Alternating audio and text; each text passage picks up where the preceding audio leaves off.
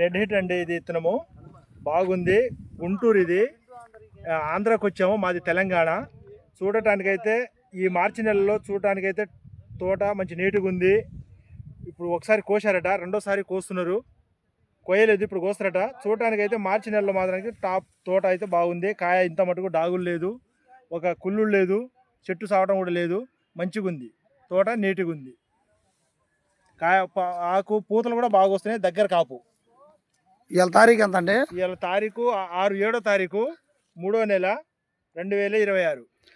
ఈ రోజు కూడా ఈ తోట వైరస్ తట్టుకొనింది. తోట మంచిగా ఉంది, నీట్గా ఉంది.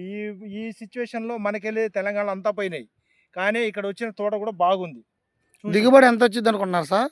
మా అంటే ఇప్పుడు మటుకు నా పంచిన ప్రకారం 30 క్వింటాలు అయితే తగ్గదు ఇప్పటికైతే.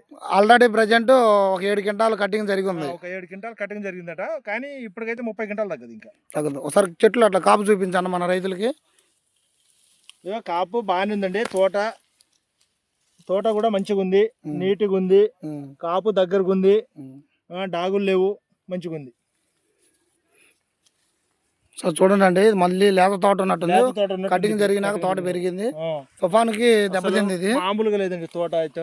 చూడటానికి బేచ ఏ చెట్టు కాసినా, ఏది చేసినా, ఏది పెట్టినా నెంబర్ 1 కాపు.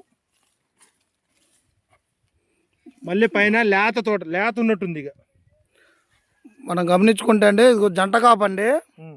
ఒక గెనుపుకి రెండు ఉంటాయి. దగ్గర కాపు. ఇక్కడ మరి దారుణం అండి. దగ్గర ఒక్కొక్కటి దగ్గర అసలు ఎంత అంటే అంత దగ్గరగా ఉన్నాయి.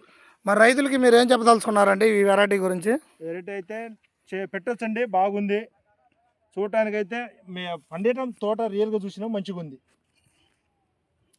తోట మంచిగా ఉంది. ఈ సిచ్యువేషన్లో అంటే ఇక దీని మించిన తోట అయితే లేదు. ఈ రోజులకు కూడా ఈ కాపు ఉందంటే గ్రేటే. మంచి తోట. రైతు ఎవరో కానీ బాగానే పండించారండి. మంచిగా పండించారు.